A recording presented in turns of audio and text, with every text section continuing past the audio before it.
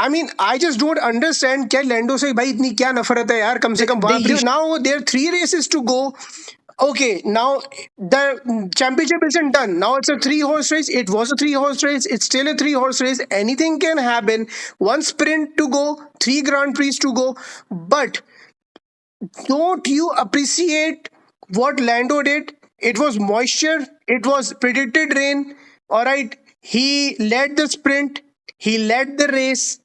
Good strategies. He drove with perfection. His A pole grand lap was slam. perfection. All right. And even screwing up his provisional pole, he came out with a super pole.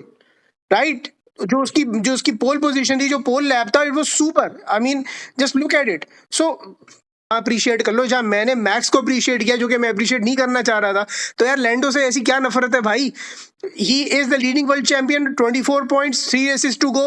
उसने खुद admit किया press conference में आके कि Las Vegas में नहीं है chance हमारा जीतने का, बिकॉज कोल्ड एयर है, मर्सिडीज जीतेगी या मैक्स जीतेगा.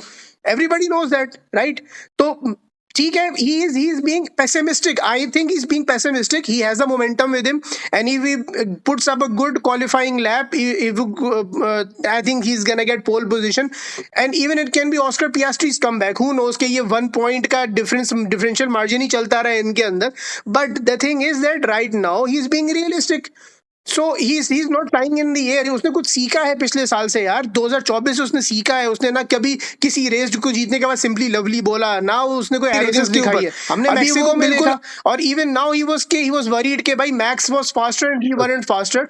मैक्सिको में 30 सेकंड से जीता है वो, ठीक है, और यहाँ पे फ्यू सेकंड्स.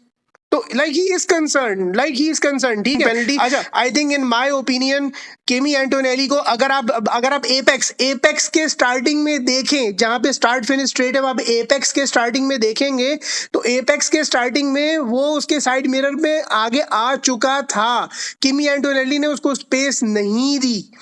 उसको पूरी 1 लैप स्पेस, वो 1 कार की स्पेस देनी चाहिए थी, उसने नहीं दी. I don't know how this is the main reason how Kimi Antonelli escaped the Leclerc ने कहा है कि 50% उसकी गलती और 50% उसकी गलती. और ये एक चीज मैं बताता हूँ, ये मैक्लेरन का हक बनता था कि जाके बताएं.